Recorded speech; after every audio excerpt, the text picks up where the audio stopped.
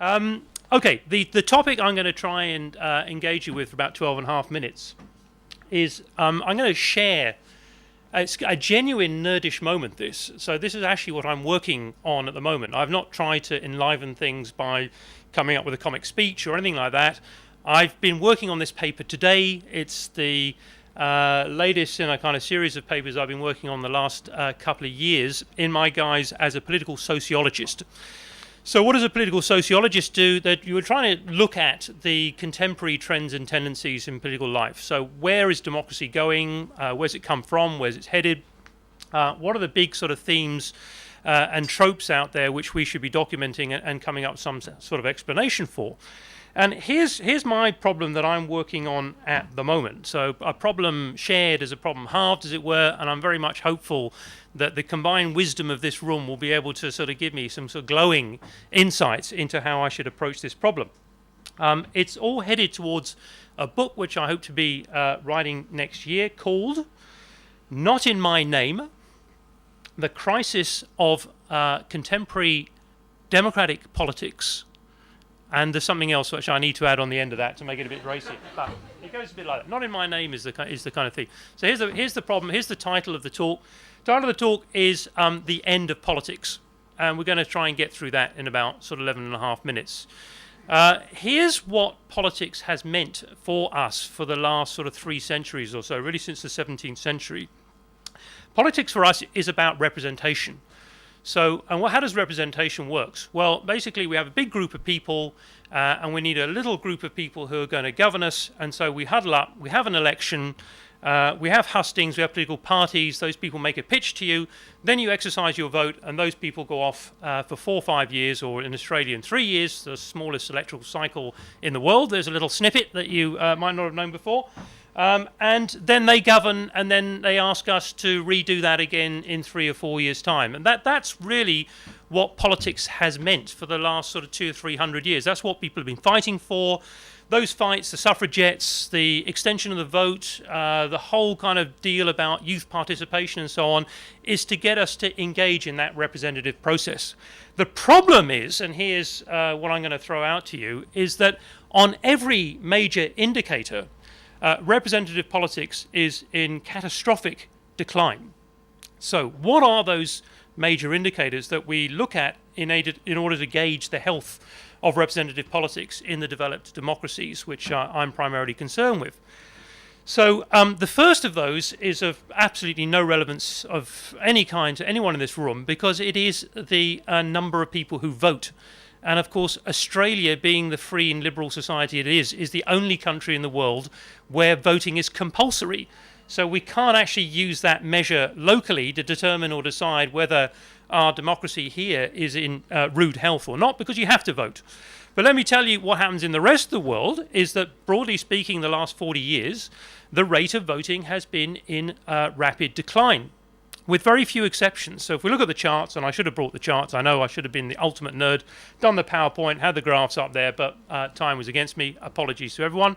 But if you look at the brute numbers, basically what's going on is that fewer people are voting, except on a number of very key occasions. So the numbers of those voting in, say, the US presidential election is relatively stable at about 55-60% of the US population. The numbers of those voting in the UK general election is relatively stable, although it's gone from about 80% in the 1930s down to about 50% 1995 election, has just drifted up in the last couple of elections because it's been a very much sort of polarized political terrain, and people have wanted to exercise their vote. But around the world, people are voting much less than they used to.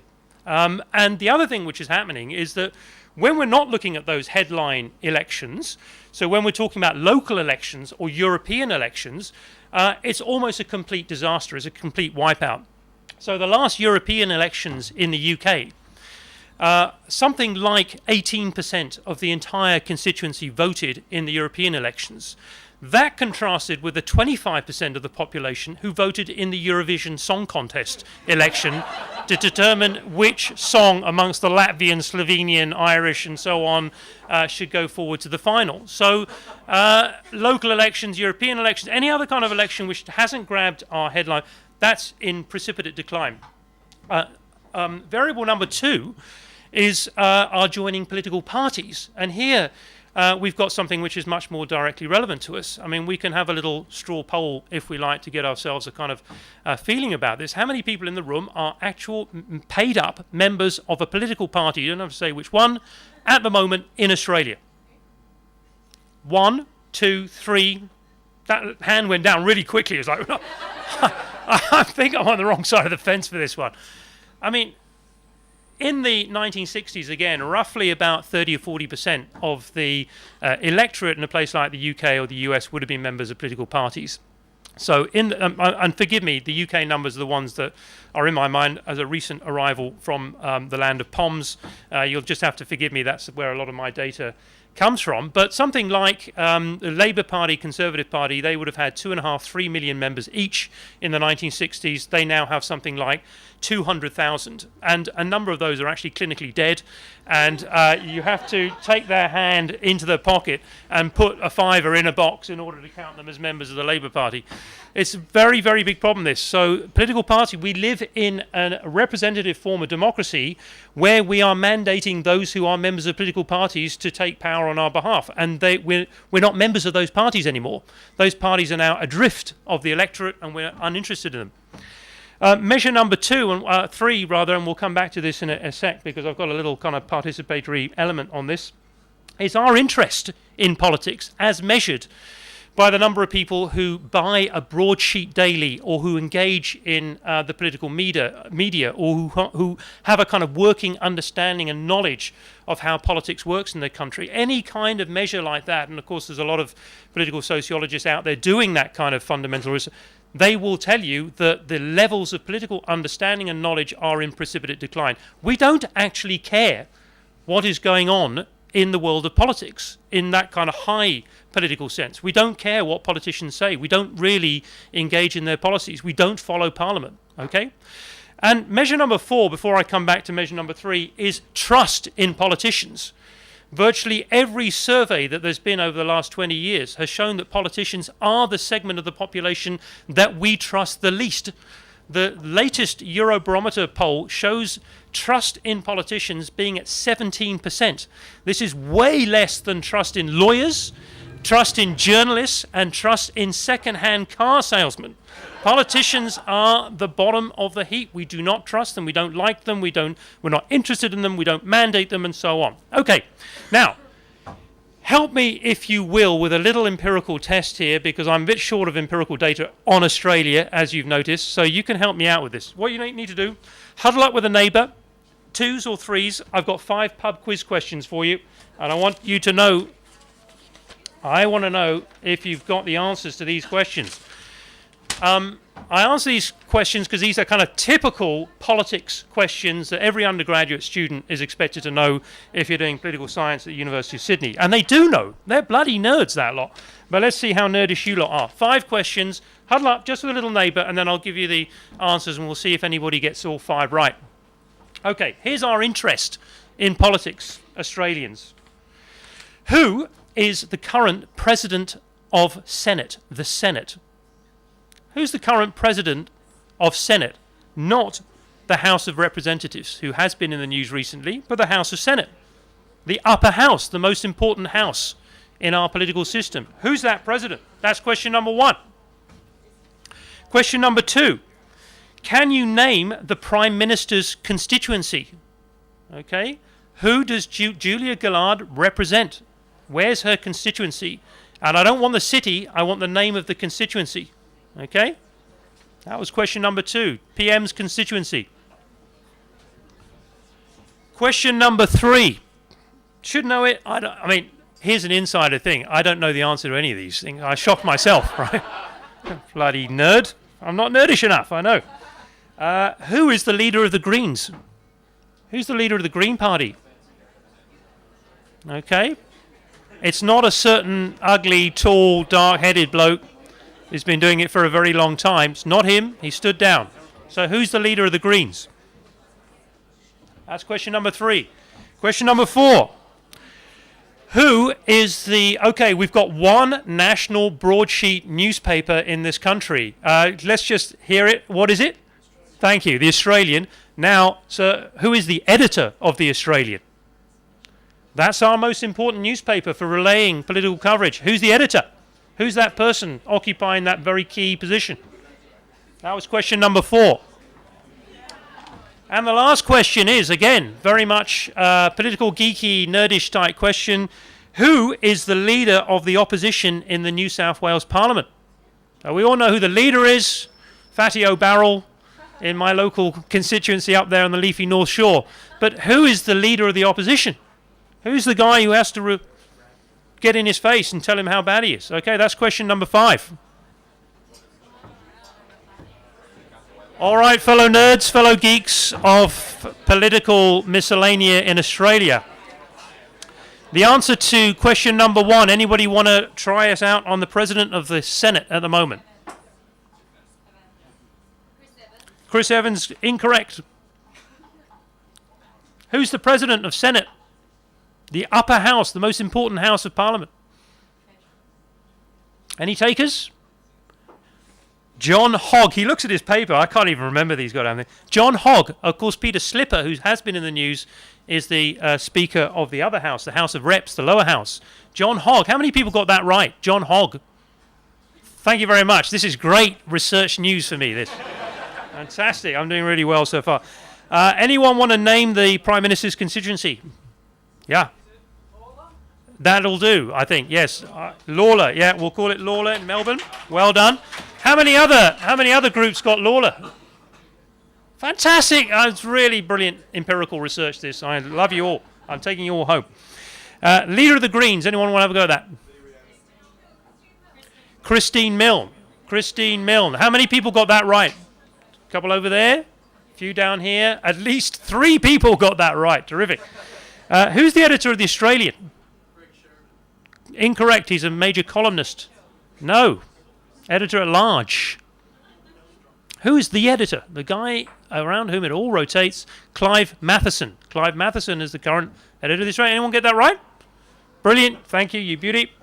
And the last one, this I'm really hopeful somebody's going to get this right. Leader of the NSW opposition is John Robertson. Well done at the front. Anybody else get that right? John Robertson. Well done over here. Some people at the back as well. Okay. So those are our political facts. That's our political culture. So what's going on here? We've got the decline of interest, decline of participation and so on. At the same time as the other part of my puzzle is all kinds of unofficial, disorganized, what I would call post-representative political forms are very much in the ascendant. Now, many of these political forms have as their explicit goal, their logic, their mandate, that we are not representatives, okay? The kinds of phenomenon that I'm very interested in, something like the Occupy movement. We just did the Sydney Writers' Festival session on that. Some of you might have come along to that. Occupy styles itself explicitly as a non-representative political movement, even whilst it declares, for example, in very kind of bold letters, we are the 99%.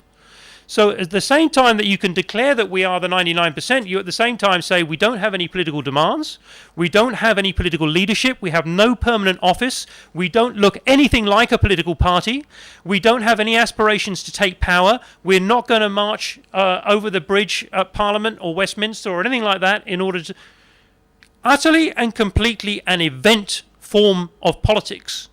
Other kinds of political phenomenon that really intrigue me, interest me, things like, again, back to the UK uncut movement. So really very spontaneously, British activists decided that they were going to rail against excessive corporate profits and the offshoring of profits of companies like Vodafone and so on, Boots, and that they were going to occupy these shops or to do something carnivalesque and so on.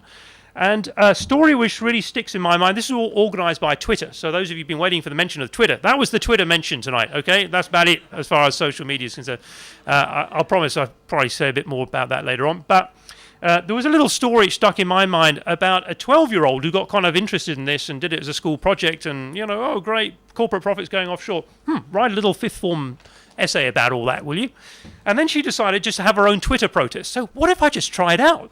So she just twittered on the blogosphere, I'm going to occupy Vodafone on such and such a date in such and such a time. Join me, like that. haha, just kind of another bit of empirical sort of field work sort of thing. She turned up on the Saturday. There's 250 people outside who decided to think that's a really great idea. She's like, oh my shit, what have I done here, kind of stuff. I'm guilty. Oh, take me away. Padded cell. So you can mobilize people now very easily. You can use social networking, of course, Facebook, Twittering, SMS messaging. I'm an old guffer and I don't know anything at all about these things, as my daughter will tell you. What's he talking about, social networking? He doesn't know anything about it. But we know that these kinds of instruments, if you like, tools to put a kind of academic spin on them, have transformed the nature of political participation, the nature and form of how it is that people interact, and I want to talk a little bit more about the kind of causal factors behind that. The other kind of phenomenon that I'm interested in is kind of further afield out there in the developing world. I did some ethnographic studies of the World Social Forum. That's something that might be familiar to people in the room.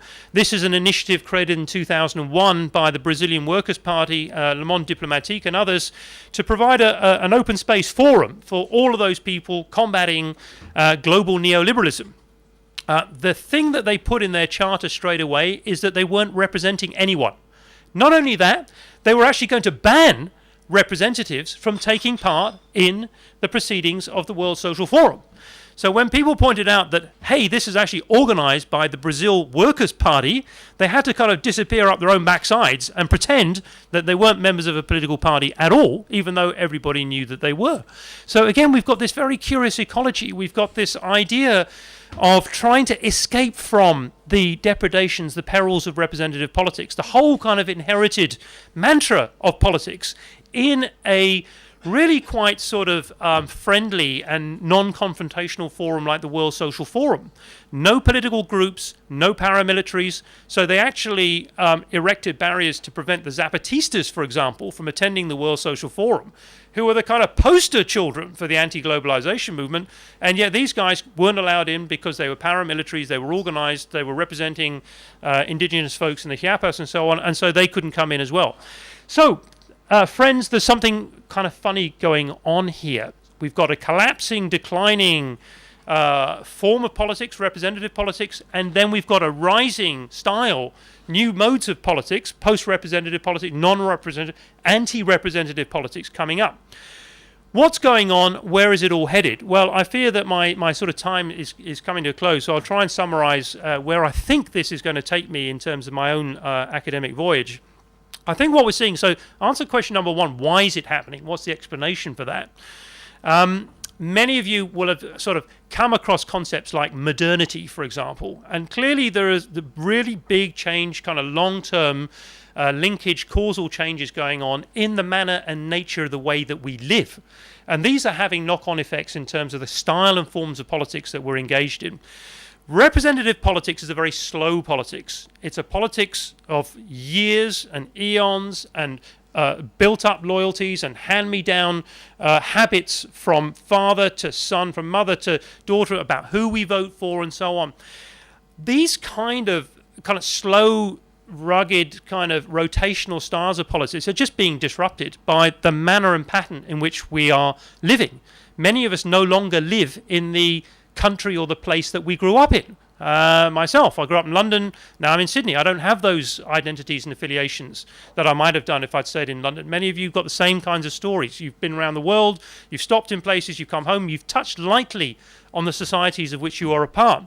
The kinds of loyalties that people develop, for example, as working in the same factory or down a mine, that kind of style and pattern of work, where we are committed to a career or a particular kind of profession or employment for 25, 30, 40 years. Think about not merely your parents, but your grandparents and the kinds of lives that they had. They were generally in one place. They stayed there. They made their friends. They made their communities. They worked there and they retired there. And in some cases, they died there. And that whole kind of model lends itself to a very kind of representative style of politics. I know Fred from down the road. He'll do a good job for us in Parliament. Elect Fred and he'll make sure that we get fences built around our houses and all that. We don't do that anymore. I mean, just think about the kind of lives that you have. They're much more protean, much more molten. The sociologist Zygmunt Bauman uses this phrase, liquid modernity, to describe what's going on around us, is that we are subject to increasingly rotational forces, speed, velocity, change, transformation, migration. These are actually everyday facts that many of you will be living out yourselves. So we have to be kind of mindful of the ways in which these are kind of undermining the patterns and nature of political engagement and participation in the society that we live in. So there's a much longer story, as you can imagine, about how these kind of causal things impact on the world of politics. And I'm quite happy to go into any of those in questions or afterwards if anyone wants to follow up. But, you know, there's a lot of sociological research, sociological theory, which is showing us the nature of the changes that are going on. There's just the connect between that sociological research and the world of politics, which seems very unremarked on by political scientists. And that's where I'm trying to step in and do my own little job on behalf of my political science comrades.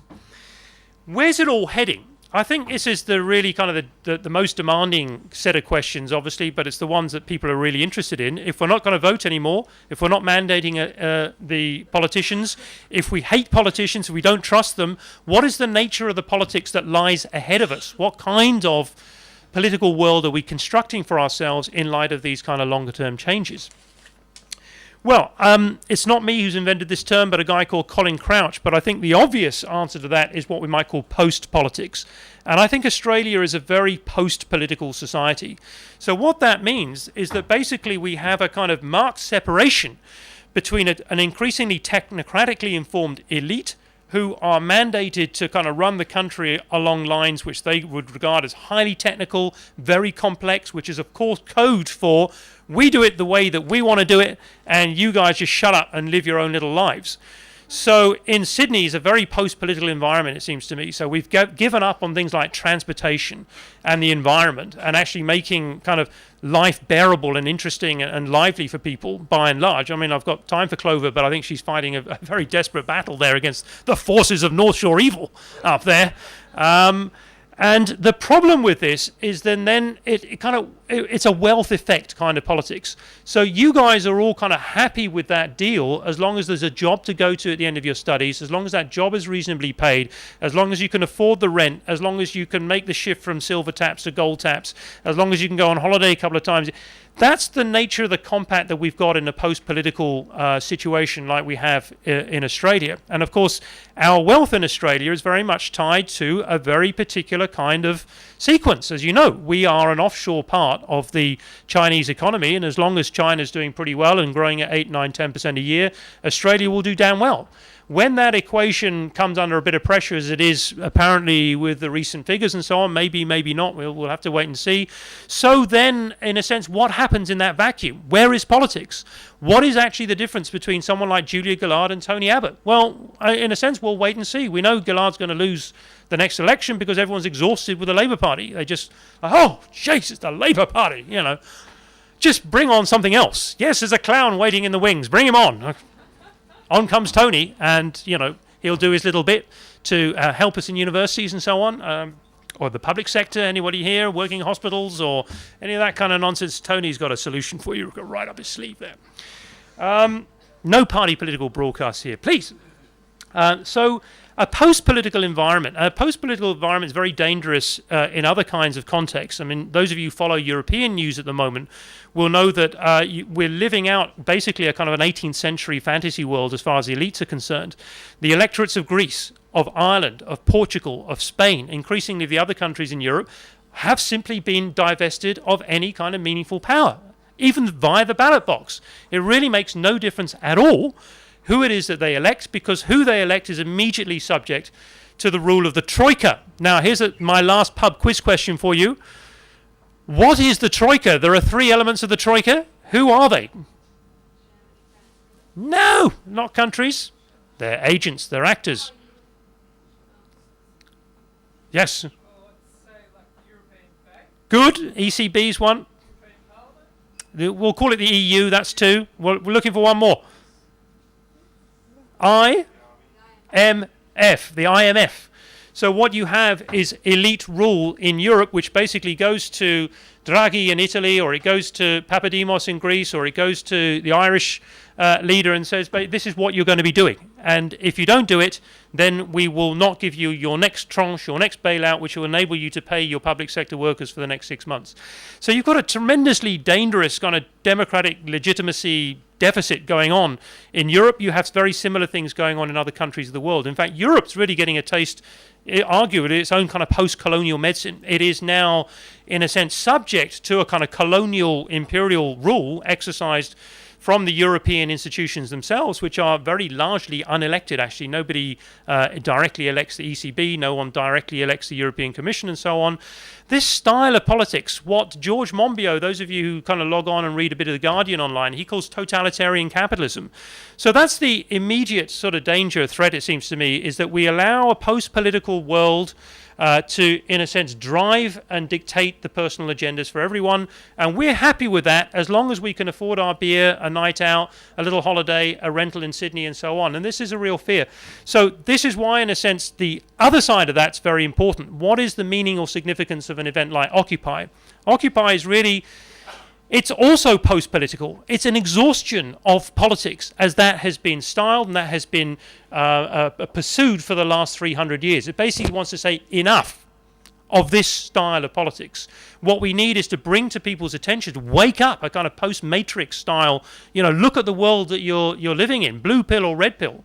That's really what these kind of political resonances are all about, and that's why I think we ought to sort of be interested in them and show some sympathy for them and engage with those things when they come up and when they become before our eyes, because certainly I think that's really, it's less Julia Gillard and the cronies in the Labour Party who are going to kind of really address these things head on, and actually the ordinary day-to-day affinities, interactions, desires of ordinary people like people in this pub. Thank you very much. You've been very patient. The jokes wore out. I know they got very thin towards the end. There weren't very many. You were very good at the start and laughed at everything. And then So I will shut up at that point. I'll hand you back to Justine. And I'll just say thank you very much to everyone for coming along and being patient. Thank you.